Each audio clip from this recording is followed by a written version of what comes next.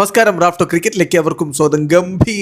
ഗംഭീരം അക്ഷരാർത്ഥത്തില് SRH വലിച്ചു കീറി ഭിത്തിയിൽ ഒട്ടിച്ചിരിക്കുകയാണ് RCB. 2026 IPL സീസണിന്റെ ഉദ്ഘാടന മത്സരം. എന്തൊരു പ്രകടനമാണ് RCB നടത്തിയിരിക്കുന്നത്. ഇൻ സ്റ്റൈൽ അവർ തങ്ങളുടെ ടൈറ്റിൽ ഡിഫൻസ് ആരംഭിച്ചിരിക്കുന്നു. ആദ്യം ബാറ്റ് ചെയ്ത SRH നേടിയ 201 റൺസ്. അത് മറികടക്കാൻ വെറും 15.4 ഓവറുകളെ വേണ്ടി വന്നുള്ളൂ RCBക്ക്.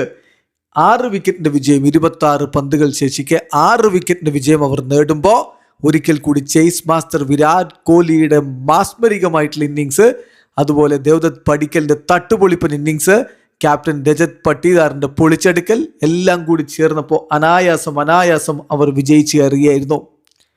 കളിയിൽ ടോസ് നഷ്ടപ്പെട്ട് ആദ്യം ബാറ്റ് ചെയ്ത് SRH നിശ്ചിത 20 ഓവറുകളിൽ 9 വിക്കറ്റിന് 201 റൺസ് അടിച്ചപ്പോൾ അതിൽ അവർക്ക് വേണ്ടി പൊളിച്ചടുക്കിയ ഇന്നിങ്സ് ഇഷാൻ കിഷൻ്റെതായിരുന്നു. 38 പന്തിൽ 8 4 5 6 അടക്കം അദ്ദേഹം 80 റൺസ് അടിച്ചു. അദ്ദേഹത്തിൻ്റെ വിക്കറ്റ് പോയ രീതി, അതായത് ഫിൽ സാൾട്ടിൻ്റെ ആ പറക്കും ക്യാച്ച്, അതാണ് ഇഷാൻ കിഷന് സെഞ്ചുറി നിഷേധിച്ചത്. ഓപ്പണർമാരായിട്ടുള്ള ട്രാവിസ് ഹെഡും അഭിഷേക് ശർമ്മയും വലിയ ഒരു സംഭാവനയൊന്നും ഇത്തവണ SRHന് വേണ്ടി നൽകിയില്ല. 9 പന്തിൽ നിന്ന് 11 റൺസുമായിട്ട് ട്രാവിസ് ഹെഡും 8 പന്തിൽ നിന്ന് 7 റൺസുമായിട്ട് അഭിഷേക് ശർമ്മയും നേരത്തെ കൂടാരം കയറിയിരുന്നു. നിതീഷ് കുമാർ റെഡ്ഡി ആവട്ടെ 8 റൺസാണ് അടിച്ചത്.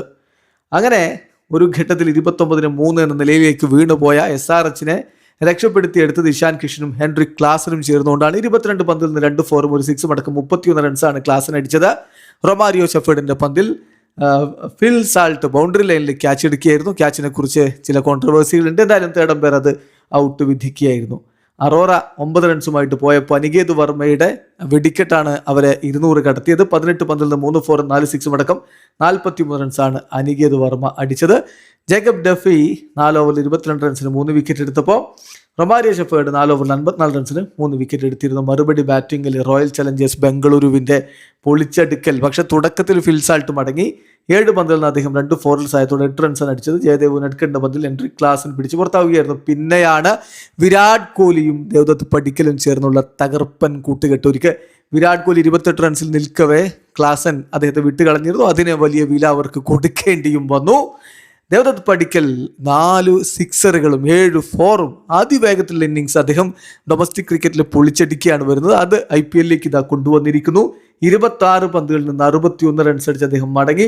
പിന്നാലെ വന്ന രജത് പട്ടീദാർ നായകൻ അതേ മൂഡിൽ തന്നെയായിരുന്നു.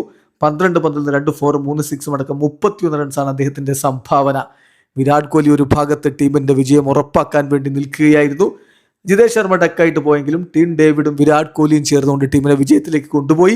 കോഹ്ലി 38 പന്തിൽ നിന്ന് 5 4 5 6 അടക്കം 69 റൺസുമായിട്ട് പുറത്താകുന്നപ്പോൾ ടീം ഡേവിഡ് 10 പന്തിൽ നിന്ന് 16 റൺസാണ് അടിച്ചത്.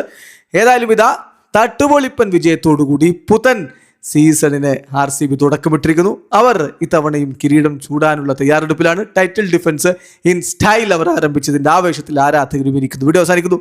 ക്രിക്കറ്റ് ലോകത്തെ കൂടുതൽ വിശേഷങ്ങളുമായി റാഫ്റ്റോക്സ് എഴുതാം.